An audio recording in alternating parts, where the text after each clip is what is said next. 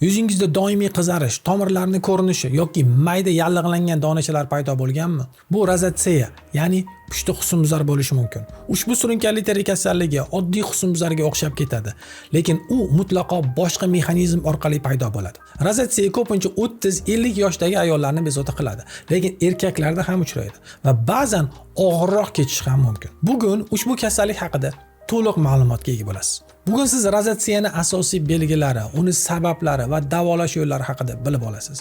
Shuningdek, biz sizga rozatsiyani qanday nazorat qilish va qizarishni oldini olish bo'yicha amaliy maslahatlar beramiz. Agar ushbu kasallik siz yoki yaqinlaringizni bezovta qilayotgan bo'lsa, videoni oxirigacha tomosha qilib, teringizni qanday sog'lom saqlash mumkinligini bilib oling.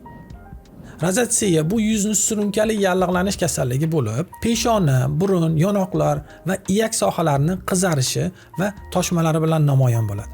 Oddiy husnbuzardan farqli ravishda unda qora nuqtalar yoki oq komedonlar bo'lmaydi.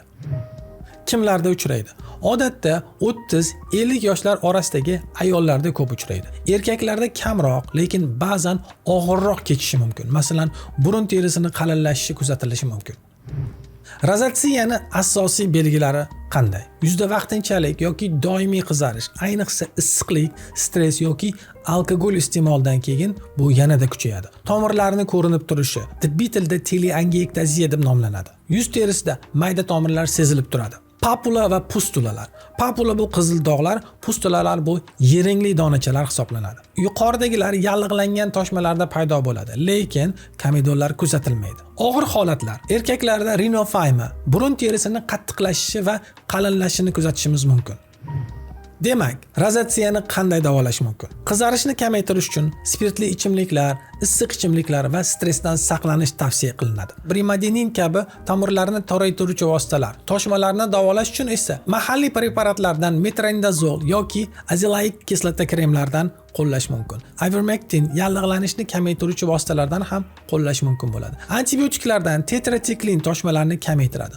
Og'ir holatlar uchun vitamin A hosilalaridan izotretinoin og'iz orqali qo'llanilishi mumkin. Qo'shimcha usullarga lazer terapiya, tomirlarni yo'qotish yoki kamaytirish uchun, jarrohlik, qalinlashgan terilarni ingichkalashtirish uchun qo'llanilishi mumkin.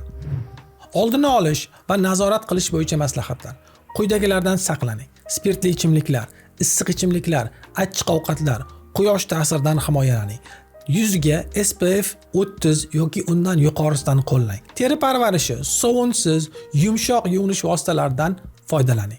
Yuzni haddan tashqari ishqalashdan saqlaning. Stressni boshqarish, meditatsiya, yoga yoki boshqa dam olish texnikalari yordamida stressingizni kamaytiring. Rozatsiya bu surunkali, lekin nazorat qilish mumkin bo'lgan kasallik.